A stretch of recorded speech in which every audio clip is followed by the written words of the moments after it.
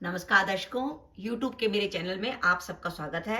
आज मैं वीडियो लेकर आई हूँ कन्या लगन व कन्या राशि के लिए देवगुरु बृहस्पति के वक्री होने का प्रभाव क्या रहेगा। देवगुरु बृहस्पति 29 जुलाई 2022 से वक्री होने जा रहे हैं और वह 24 नवंबर 2022 तक वक्री रहेंगे। देवगुरु बृहस्पति के वक्री होने का प्रभाव कन्या लगन व कन्या राशि पर क्या पड़ेगा, इस वीडियो में हम इसी बात का विचार करेंगे।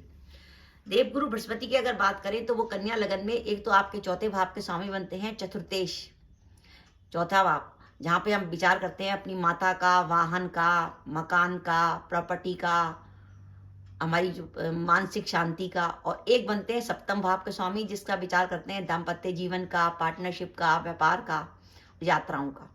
तो ये आपके दोनों केंद्र के स्वामी हैं और इस समय गुरु वर्तमान में अप्रैल 2022 से जो है मीन राशि में ही मीन राशि में चल रहे हैं। और अब गुरु जो है 29 जुलाई को मीन राशि में ही वक्री होंगे। जैसे ही गुरु मीन राशि में वक्री होंगे वो आपको छठे भाव से रिजल्ट देना शुरू कर देंगे। आप मान लीजिए कि गुरु छठे भाव में आ गए, अब उनकी दृष्टि आपके दशम भाव पर होगी, उनकी दृष्टि आपके द्वादश भाव पर होगी और उनकी दृष्टि आपके धन भाव पर होगी। पहली बात, अगर हम कैरियर की बात करें, वो लोग जो अभी तक ऐसी जॉब की तलाश में थे कि जो जॉब उनके मन मुताबिक हो, क्योंकि गुरु तो सप्तम में आ गए थे, गुरु सप्तम में आ गए थे तो उनके पास अपॉर्चुनिटी तो आ रही होगी, लेकिन उनको लग रहा होगा वो नहीं मिल रहा जो हमें चाहिए। लेकिन अब गुरु जब वक्री हो जाएंगे तो उनकी दृष्टि आपके दशम भाव पर भी हो जाएगी। और बाई चांस दशम भाव पर आपका दशमेश बुध बैठा हुआ है या आपकी कुंडली में ग्रहों की ऐसी स्थिति है कि दशमेश बुध का संबंध आपके गुरु से बन रहा है, तो ऐसी स्थिति में आप देखेंगे कि फौरन आपके पास वैसी जॉब का ऑप्शन आ जाएगा गुरु के वक्री होने से जैसी जॉब आप चाहते थे। यानी आप अपनी वर्तमान जॉब को बदल पाएंगे, क्योंकि देवगुरु बृहस्पति की दशम भाव पर दृष्टि हो जाएगी और गुरु की दृष्टि जो है मीन राशि में होने के कारण एकादश भाव पर तो है ही। और साथ ही जॉब आपको उस हिसाब से मिल पाएगी जिस पैसे की आप चाह रहे थे, जो जितनी सैलरी की रिक्वायरमेंट थी वो मिल पाएगी, क्योंकि गुरु की दृष्टि आपके धन भाव पर भी होगी।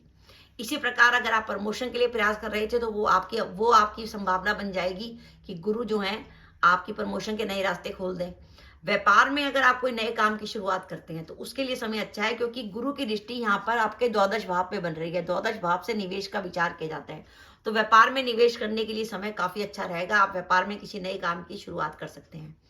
फाइनेंस की बात करें तो गुरु आपके मीन राशि से लाभ भाव को देख रहे हैं और कुंभ राशि से उनका इफेक्ट आपके धन भाव पर होगा, तो धन से जुड़े मामलों में आपको राहत मिलेगी। आप अगर लंबे समय से कहीं से पेमेंट आने की सोच रहे थे तो वो पैसा आपके पास आ जाएगा। व्यापार में आप इन्वेस्टमेंट करने के लिए आपको साधन उपलब्ध हो जाएंगे और कहीं से रुका हुआ पैसा था वो भी आ जाएगा। गुरु की दृष्टि आपकी इच्छा पूर्ति के भाव पर है, तो आपकी इच्छा पूर्ति की संभावना होने की संभावना पूरी है। आप देखेंगे कि गुरु के वक्री होते हैं आपके काम की गति जो है थोड़ी सी तेज हो जाएगी। और अगर आपका कोई कोर्ट केस चल रहा है तो कोर्ट केस में आपको राहत मिलेगी, क्योंकि गुरु जो है वो आपके छठे भाव से इफेक्ट देंगे और उनकी दशम भाव पर दृष्टि होगी और यहाँ से गुरु की लाभ भाव पर दृष्टि है, तो कोर्ट से जुड़े मामलों में आपको मदद मिलेगी। जो अपने विवाह के लिए प्रयासरत थे उनके विवाह होने की संभावना बनती है, उनका रिश्ता तय हो सकता है। लेकिन इसके साथ साथ आपको कुछ चीज की सावधानी रखनी है। पहली सावधानी ये रखनी है कि आपका चतुर्थ भाव का स्वामी वक्री हुआ है। चतुर्थ भाव से माता का विचार करते हैं। अगर किसी की माता की कुंडली बनानी हो तो हम उसकी कुंडली के चतुर्थ भाव को लगन बना लेंगे और उसकी माता की कुंडली देख लेंगे कि उसकी माता का स्वास्थ्य कैसा चल रहा है। आपका चतुर्थेश वक्री हुआ है, इसलिए अगर आपकी माता की उम्र ज्यादा है या माता जी बीमार रहती हैं तो उनके स्वास्थ्य का विशेष रूप से ध्यान रखिए। और साथ ही सप्तमेश भी वक्री हुआ है, तो अपने जीवन साथी का भी ध्यान रखिएगा कि जीवन साथी से किसी प्रकार की जीवन साथी को हेल्थ से जुड़ी कोई प्रॉब्लम परेशान ना करे। साथ ही अपनी पार्टनरशिप से जुड़े मामलों में सावधानी रखिएगा कि क्योंकि सप्तमेश वक्री हुआ है तो पार्टनर के संग जो आपके संबंध है उनमें कुछ उतार चढ़ाव आने की संभावना है कि पार्टनर को अचानक ही किसी प्रकार की कोई समस्या हो जाए जिसका प्रभाव आपकी पार्टनरशिप पे पड़ने लगे।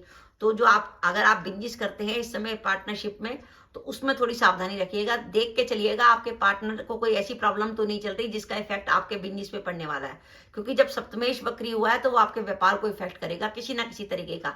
अब अगर आपकी दशाएं पॉजिटिव हुई तो इफेक्ट पॉजिटिव हो सकता है और दशाएं नेगेटिव हुई तो इफेक्ट नेगेटिव हो सकता है।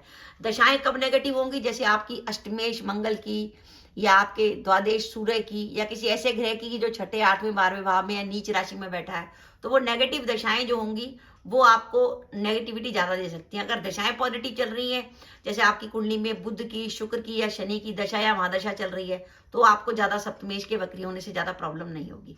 पर थोड़ा सा सावधानी रखिएगा अगर आपका काम पार्टनरशिप में है। तो मेरा मानना है कि कन्या लगन व कन्या राशि के लिए कैरियर के हिसाब से ये संकेत काफ़ी अच्छा है। आपके जो रुके हुए काम हैं, जो क्योंकि अभी तक तो गुरु आपके लाभ भाव को देख रहे थे, अब गुरु आपके दशम को भी देखेंगे और धन भाव को भी देखेंगे।